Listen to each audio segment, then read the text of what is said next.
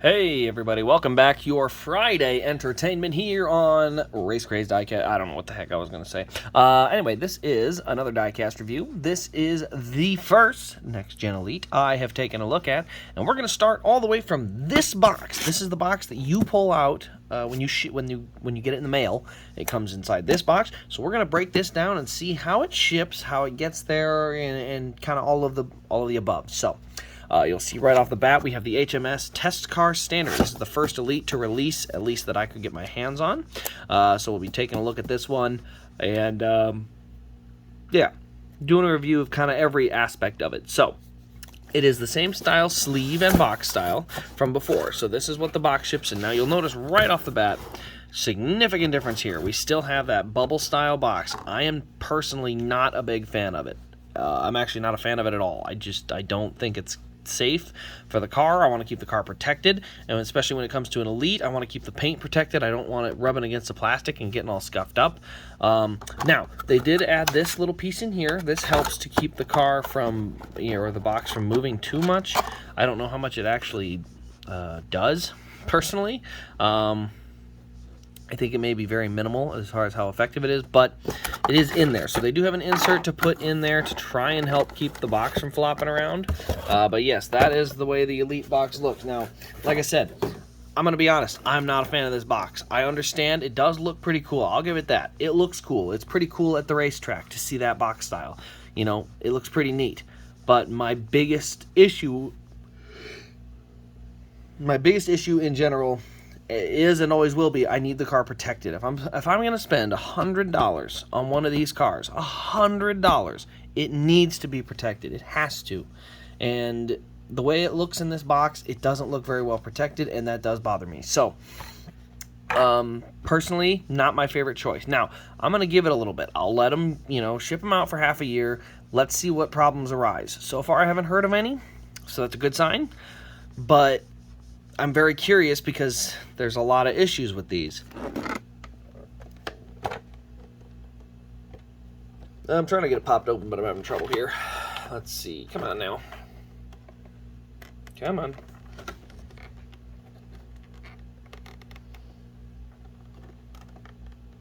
Alright, I don't know why I'm having trouble with this box right now. There we go. Just got the box open. So as you can see, the box opens just like the ones from last year. It has this flap, and then you just slide it out the back. So then this is what you're left with the box. Now here's another thing. Here's all the cards and junk.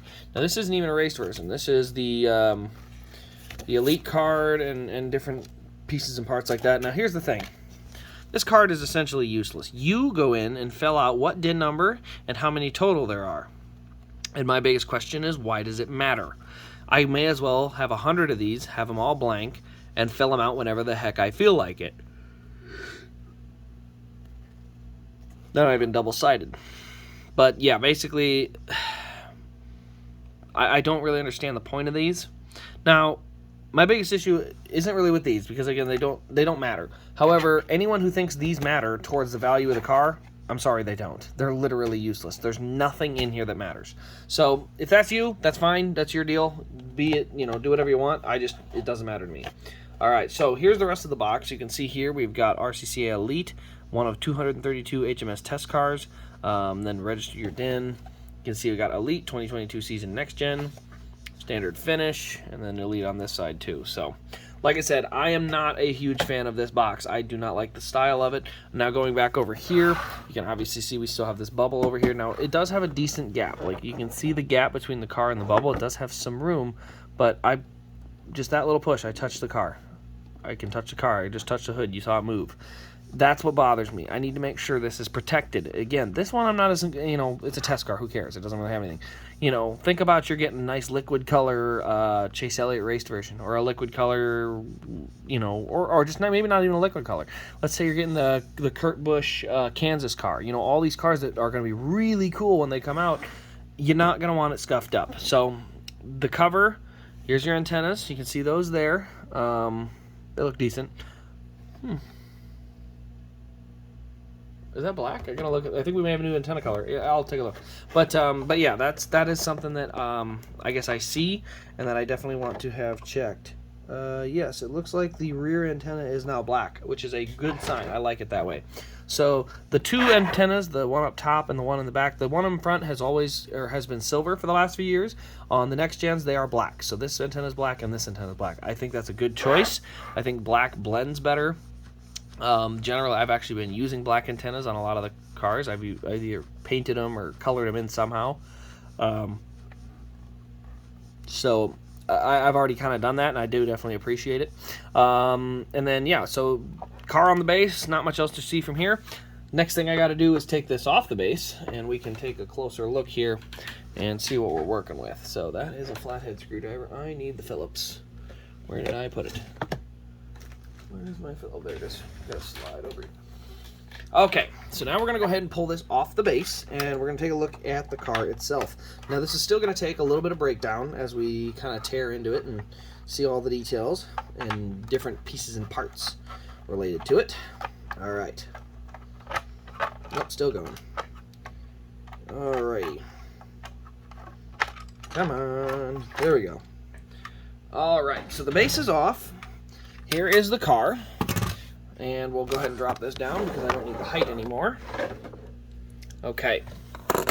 So, here is the car from just the basic ground level. You can see it does have a functioning rear suspension, which is one of the biggest keys to the Elite. It's a heavier car, which I do like, but the biggest thing was I love having the bouncy rear end. I don't know what it is, I just like it. Front end, little wiggle, not near as much, but there is a little wiggle in the front end as well. The ARC is going to be pretty darn solid. They're not going to have that. But you can see the detail here. We got the exhaust. This actually, I think, might be just scuffed up. No, those are vents. You can see the wheel here. Posable wheels up front. Nothing. All this stuff is the same on the ARC. The din, they said, was going to go back to black because you couldn't see it, but it is there. The deck lid. Oh, yeah, that's right. This pops open weird. So you see the deck lid. It's literally just a little flap. It actually tucks inside the back bumper here. Not a fan of that. Not going to lie. I am not a fan. But if you look inside, we don't even have a red fuel cell anymore. It's just gray. Not sure how accurate that is. I have to go look at one of these up close. If it's not accurate, I'm obviously not happy about it. But if it's accurate, I'm okay with it. You can see we do have the slots in the windshield back here, or the rear window. We've got Camaro, Hendrick Motorsports, and then the diffuser. Let's go ahead and look at that diffuser underneath. You can see the diffuser, and then it's nice and flat. I would have complained about this detail not that long ago, but then I realized it's actually accurate. So you can see on the front we got Camaro. You can see the different edges to kind of let the air underneath the car. And yeah, let's go ahead and pop the hood open here, and that way we can get a good look at the engine detail inside the car. Okay, so there's the engine detail. You can see, what do we say? What do we call it? Struggling? Well, let's see if we can adjust it to the dark there. So there you can see that engine detail. Need to get a little bit better lighting in there. I don't know how I can really do that. That's a little better, but you can see we do have the silver air filter container and silver valve covers. We do have 4 holes on each side for spark plug wires if they ever decide to put them back. And you can see the black bars for the chassis in there, but that's it. I mean, it is bare bones on this engine side. These are accurate. This is all accurate. It's just unfortunately you can't really see the detail of the engine. Now, you can look through the car. So this is one of the things I've always said is as long as you're not going to the plastic block, I'm okay with it. You can see through the car from the spindle here all the way up through the hood. You can see my hand on the other side there. So that's still something. I'll let that go. Roof flaps, you can see there, a little clear spot. Oh, sorry. I just realized I'm still zoomed in. There we go. So there's the roof flaps. You can see there's a clear spot there, but they seem to kind of work fine. I don't see any issues with our roof flaps so far. But yeah, so that's our car. Posable wheels, functioning suspension, nice and heavy car. Probably not double, but close to double the weight of the ARC. Now, the next step we're going to do is we're going to take off this diffuser. There are 4 screws, one here, one here, one here, one here, and then one up at the front. So I'm going to do that actually over here because I can do it safely without dropping a screw when I have, good positioning on it. So I've already got 1 out, 2 out, 3 out, and 4 out. So now that I've done that, I literally just removed the whatever you want to call this, the diffuser. So here's the diffuser. Here's the entire underbody. It came out with, like I said, one, two, three, four. 4 screws, pops right out. It's literally just this plastic piece that rides under the car. So very easy to get this thing off, not hard at all. Now, once you do have that off, it gives you access to the rest of the car. Now you can see here, there's some screws to hold the chassis in. One there, one there, one there, one there, one there. 6 total screws. You can see the functioning rear suspension in here. You can see the lines here. No exhaust. I understand why they did it. I'm still a little frustrated by that because the exhaust was supposed to come out the side right here. But obviously they put a screw right there, so they couldn't run the exhaust right there. Again, not exactly thrilled about it, but I understand how it ended up like that. So yeah, there's a number of different things. There's a couple issues here that drive me a little nuts. Tires obviously are a little bit wider, so you can see that. Posable wheels up front here. They look pretty strong, but oh well, you saw that bend right as I did that. But you can see you could probably pull this apart and get that off of there if you really wanted to get it lowered. But it does sit really nicely. You can see it sits nice and low already, so not a lot of lowering would be necessary. You definitely can. You could drop that rear down if you really wanted to.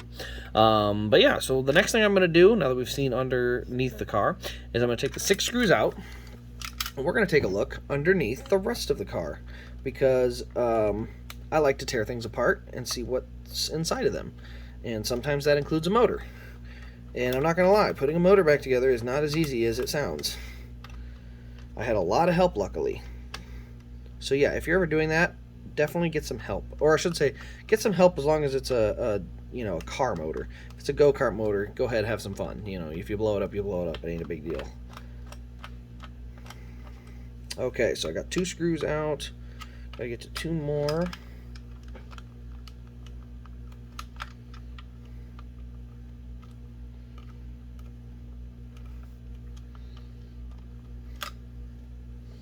Alright, looks like it's a little narrow. I'm going to have to use a different screwdriver for one of these.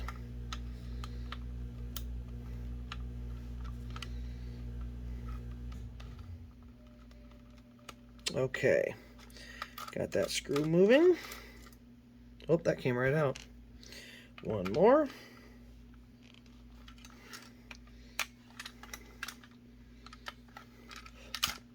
Okay.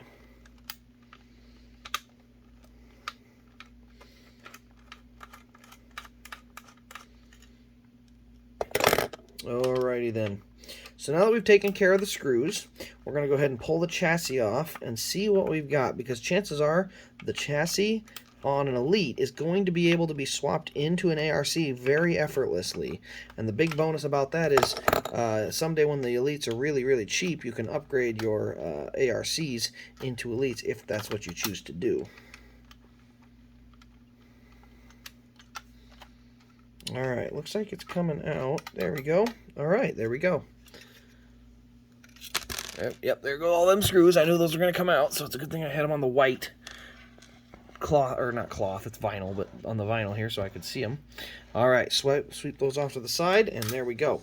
So there is our body, and here is our chassis. So you can see, based on the chassis, that's our entire engine detail. Again, very lackluster. Is it worth the Elite price? I don't know. I think the metal chassis is worth it. I think the functioning suspension's worth it. Cab detail and engine detail? Honestly, probably not. If this is something, you know, you're unsure of, like, I think for some of my collections, I'm still doing Elite, but I will probably be carrying a lot more ARCs this year. Just judging by the difference between the Elite and the ARC and the price difference, it doesn't make a lot of sense to spend $40 extra for not much. So yeah, anyway, here is our fuel cell in here. It looks like it's just a plastic insert that plops in. I think the fuel cell is gray. I don't know for that for a fact, but if it was white, or if it was red, I would hope they would, you know, correct that and paint those. The cab detail is very lackluster as well. You can see just a black seat and steering wheel. It does have the digital dash. I will give the props there. Let's go ahead and zoom in, show the digital dash here. So you can see the digital dash in front of the driver. So we do have that, and we do have a mirror. Now the mirror is just a black piece of plastic. There's no actual chrome on the one side to make it look like a mirror like there used to be. And you can see all this up here. Oh, sorry, here we go. All this up here, not painted. The fire extinguishers down there painted, but that's about it. And then you got the different crossbars here. I will say this is the weirdest crossbar in the next gen, the one that goes straight across here. I get it. It's to protect the driver. I think that was to help prevent what happened to Newman last year, but it's still there. So, but then as we back up here, you can see where that engine detail is. You can see where there's a spot for some plug wires if they decide to bring those back. Lionel, if you're listening, I know I'm a little disappointed in this car. If you can bring back plug wires and, you know, like maybe have Hendrick, like a Hendrick decal on these valve covers, in this case, Hendrick, or just if you can have an engine supplier's decal on the engine cover and valve and plug wires, I'm all in. I will let a lot of this other stuff slide if we can get some better engine detail there. That would really be cool to have that, because we're definitely lacking in some features. But there you can see it from the front. You can see they don't really have the radiator. You can see the air box. There's where the vents from the hood come through, and that all comes into this big intake manifold there that goes up into the top of the engine. And again, that is on the real car, so it is not abnormal for it to look like that. It's just unfortunate. It blocks a lot of the cool engine detail that would be underneath. Like we said, underneath we do have the lines here. You can see the drive shaft is under here. Oh, sorry. Just realized you guys can't see that. There we go. You can see we do have the drive shaft under there. You can see where the transmission goes to that drive shaft, and we do have the functioning rear suspension. Like I said, if you wanted to, say, swap the, or what is the word? Lower the rear suspension and get it so it sits nice and low, you can pull this up. Now, it used to be you could unscrew it. I don't see any screws anymore, so I'm not sure how you exactly get that off of there. But the two screws you would be looking for are right in here and in here. There are two screws. They lead to the two shocks underneath. Take those screws out, your rear end will drop right out, and you can cut the springs or trim them down, whatever you want to do to lower the car. Like I said, I don't know for sure what you have to do to pop it off, but a lot of times it's not too crazy. I like to wiggle and see, but it's in there pretty solid. It's a pretty good build. So, but yeah, then when it comes time, you can see here's what's underneath. If you were ever trying to steal the hinges, there's the hinges for the trunk, hinges for the hood, and then you can see the clear spot here for the roof flaps. So those are all there. And then yeah, if you're ever, when you're putting it back together and you're ready to, you know, do anything else with it, you just kind of set it right on top, and there it goes. It just kind of clicks back in place. You can see it sits real nice, sits right where you'd want it. And then when you want to take it back apart, well, there we go. Front's the easiest way. You do the front first, and it pops right apart. So that part's nice. The only other thing I would definitely recommend editing, and we'll have to see. Lionel, I've had a couple tweets towards them, and they've said that they are planning to trim the spoiler, so it's not going to be quite this tall. It should be about, well, basically, if you look at this back here, it should be just that lower piece, and it shouldn't even be that big. It should be actually even a little lower than that, but you can see how there's this big black piece around the edge, and then there's kind of the smaller piece behind it. The big piece should disappear, and we should have just that smaller piece. And we should end up with some shorter spoilers. So that'll be a kind of a bonus when we can get that shorter spoiler. That'd be pretty nice. But anyway, guys, let me know what your thoughts on the Elites are. I know my personal opinion is definitely I lean more towards the ARC. I think on the casual cars. So this would be the cars of like guys that I'm not really big fans of, not a huge deal. You know, I'm not as dead set on, you know, having it for things like Chase Elliott wins, because I know you guys probably know or have seen I have all of Chase Elliott's wins in Elite. I'm probably going to keep them going in Elite. Obviously, the races I see in person, I'm going to keep going in Elite, that kind of thing. But a lot of other ones, a good chance I transfer over to ARC for a lot of those this year. So, but I'll keep doing the reviews. You guys just keep letting me know what you think. Let me know if you've torn apart any of these and what you think of them so far.